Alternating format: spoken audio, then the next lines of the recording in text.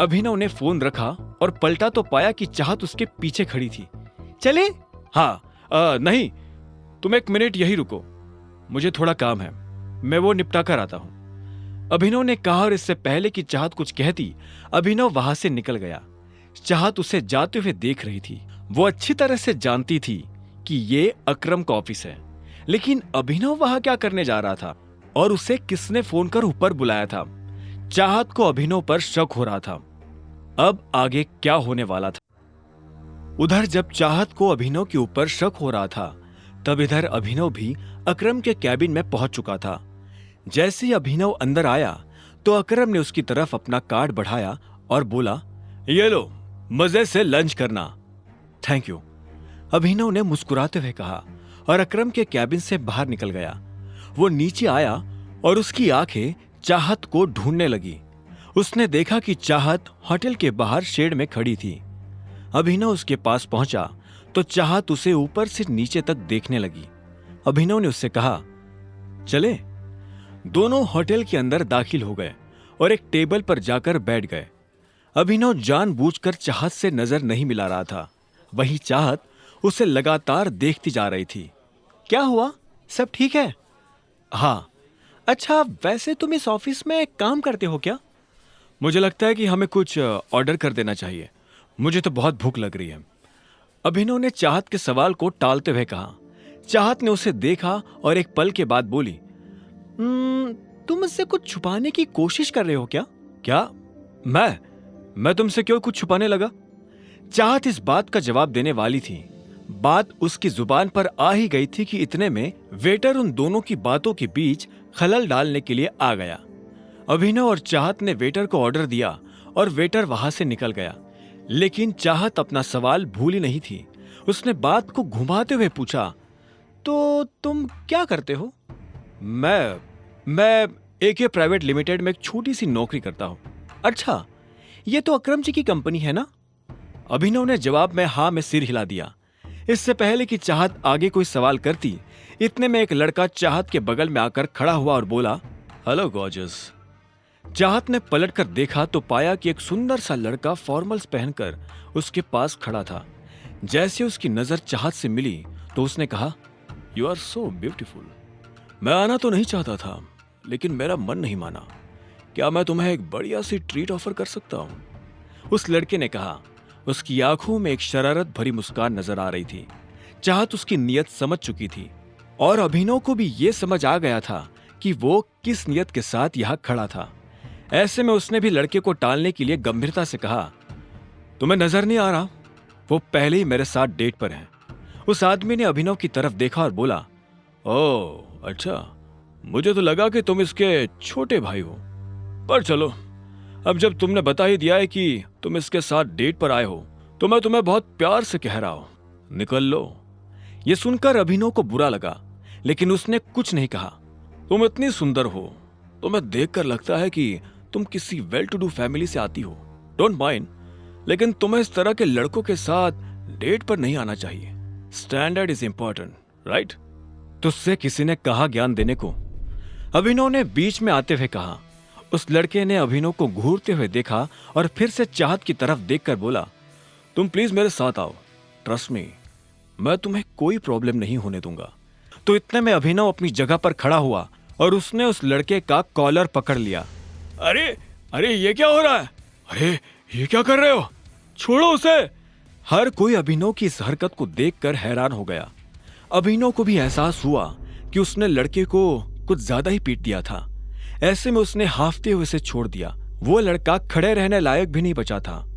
अभिनव को जब होश आया तो उसने उस लड़के को ऊपर से नीचे तक देखा तो उसे बहुत बुरा लगा।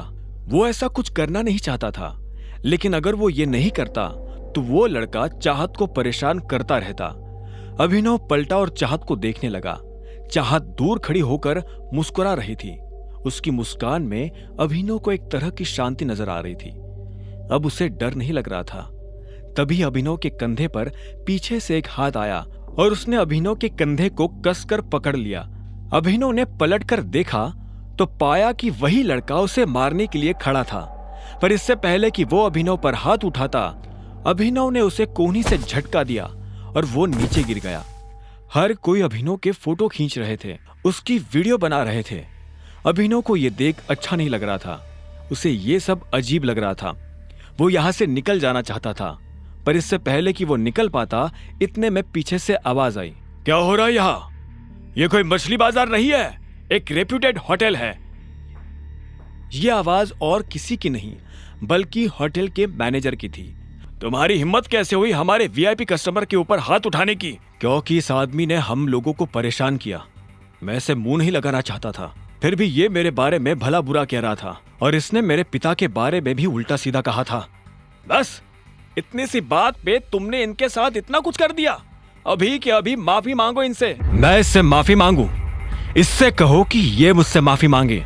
चुपचाप माफी मांग। तू जानता नहीं मैं कौन हूं। बिना माफी मांगे मैं तुझे इस होटल से बाहर भी नहीं निकलने दूंगा, उस आदमी ने कहा जिसे अभिनव ने मारा था।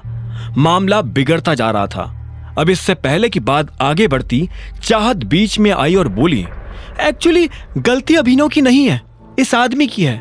इसने मुझे छेड़ने की कोशिश की। यह मुझसे गलत तरीके से बात कर रहा था। मैं और अभिनव साथ में लंच पर आए थे, पर यह आदमी। चाहत ने सारी बात मैनेजर और आसपास खड़े लोगों को बता दी। मैनेजर ने पलटकर उस लड़के को देखा और बोला, क्या यह सही है? उस लड़के ने कोई जवाब नहीं दिया। ऐसे में मैनेजर फिर से चाहत की तरफ पलटा और बोला, जो भी हो मैडम, पर इससे माफी तो मांगनी ही पड़ेगी। अभिनव समझ गया था कि मैनेजर उससे ऐसे क्यों बात कर रहा था। असल में वो अभिनव को उसके कपड़ों से जज कर रहा था। जब अभिनव को लगा कि उसके पास और कोई रास्ता नहीं है, तो उसने अपनी जेब से अकरम का कार्ड निकाला और मैनेजर की तरफ बढ़ाते हुए बोला, तुम्हें पता है मुझे ये कार्ड किसने दिया है? इस पर लिखा नाम पढ़ लो, उसके बाद तुम्हें समझ में आ जाएगा कि निष्पक्ष फैसला कैसे किया जाता है। हाँ, यह सही कह रहा है। भीड़ में से किसी ने अभिनव की बात का समर्थन करते हुए कहा। मैनेजर ने अभिनव से कार्ड लिया और उसे ध्यान से देखने लगा। जैसे उसने कार्ड पर लिखा नाम पढ़ा तो उसकी आंखें फटी की फटी रह गई। जब अभिनव ने देखा कि मैनेजर के पास कुछ भी कहने को नहीं बचा है, तो उसने उस लड़के की तरफ देखकर कहा, और तू लड़कियों से बात करने से पहले अपनी मां के पास जा और उनसे सीख के लड़कियों की इज्जत कैसे की जाती है। इतना कहते ही अभिनव ने चाहत को अपने साथ लिया और वहां से निकल गया। दोनों गाड़ी में आकर बैठ गए थे, लेकिन कोई किसी से बात नहीं कर रहा था। इधर चाहत भी बार बार उसे देख रही थी और जब उससे रहा नहीं गया तो उसने पूछा, तुम ठीक हो? हाँ सॉरी, मैंने तुम्हारा मूड और तुम्हारा लंच दोनों खराब कर दिए। तुम चाहो तो हम कहीं और चलकर खा सकते हैं। ठीक है, मुझे कोई दिक्कत नहीं, मैं पूरे दिन फ्री हूं। अभिनव ने उसकी बात सुनी और गाड़ी दूसरे होटल की तरफ मोड़ दी। कुछ देर के बाद उसने गाड़ी एक होटल के बाहर लगा दी। चाहत नीचे उतरी और उस होटल की तरफ देखने लगी। अभिनव ने ऊपर लगा बोर्ड देखा और उसके बाद चाहत के साथ अंदर दाखिल हो गया। अभिनव जानता था कि यह होटल दिक्पाल का था। तो तुमने डिसाइड कर लिया है कि तुम मुझे अपने बारे में कुछ नहीं बताने वाले? अभिनव के मन में जब ये सारे ख्याल चल रहे थे, तभी चाहत ने कहा। दोनों एक टेबल पर आकर बैठ चुके थे और वाइन पी रहे थे। अभिनव ने भोला बनते हुए पूछा, किस बारे में? असल में वो समझ गया था कि चाहत के मन में यह शक की सुई क्यों घूम रही थी। उस दिन पार्टी में जब अकरम अभिनव को अलग से अपने साथ ले गया था, तब बाकी लोगों ने तो ये मान लिया था कि वो उसके ड्राइवर का बेटा था, लेकिन ये बात चाहत के गले नहीं उतर रही थी। उसने कहा, कमाल है, तुमसे तो मैं तुम्हारे बारे में ही पूछूंगी ना। मेरे बारे में मेरे पास बताने लायक कुछ नहीं है, अभिनव ने कहा और चाहत से बचने के लिए इधर उधर देखने लगा।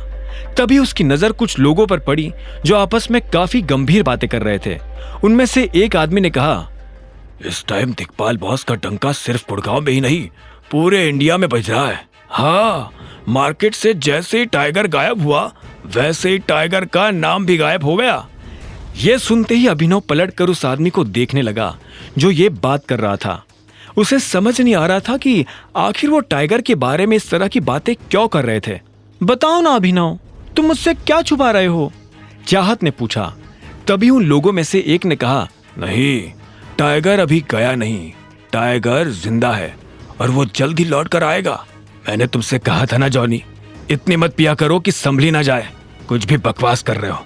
बकवास नहीं। बकवास तो तुम कर रहे हो।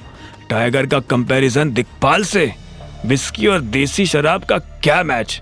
मैं कह रहा हूं टाइगर जिंदा है and he will return soon. Johnny नाम के इस आदमी की बात सुनकर अभिनव के रोंगटे खड़े हो गए थे। वो ये जानना चाहता था कि जॉनी मन से फेंक रहा था या उसके पास सच में कोई जानकारी थी। आगे की कहानी जानने के लिए देखें अगला एपिसोड सिर्फ पॉकेट एफएम के यूट्यूब चैनल पर, और द रिटर्न ऑफ टाइगर के सारे एपिसोड्स को सुनने के लिए डिस्क्रिप्शन में दी लिंक से डाउनलोड करें पॉकेट एफएम ऐप।